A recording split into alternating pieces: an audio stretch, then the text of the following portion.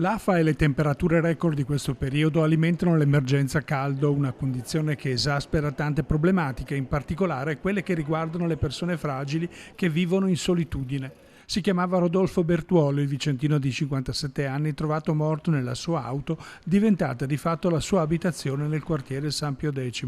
I sanitari del SUEM intervenuti non hanno potuto far altro che constatare il decesso per cause naturali, ma provocato dalle altissime temperature di questi giorni. Una condizione non isolata che accomuna altre persone, soprattutto uomini che in difficoltà economiche dopo una separazione si trovano di fatto in strada, come è accaduto a Graziano Dall'Aglio.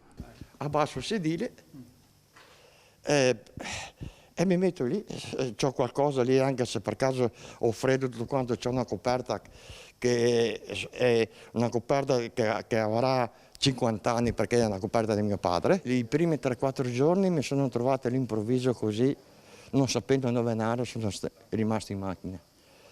Poi cercando con aiuto anche da altri, mi hanno detto vai a vedere in certi posti di B&B e vedi come ti trovi, insomma, se ti danno una mano. Infatti questa persona qua che mi dà una mano adesso posso baciare i piedi perché mi sta aiutando tantissimo. Un'esperienza complessa e drammatica che alle tante preoccupazioni aggiunge la paura per l'aggressione in strada. Ci hanno provato.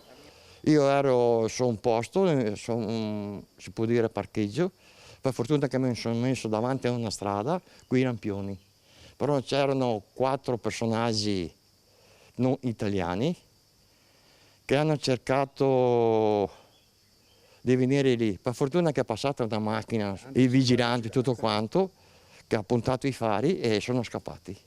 C'ho solo la pensione, vediamo come andrà a finire, andrò sotto un ponte e resterò lì.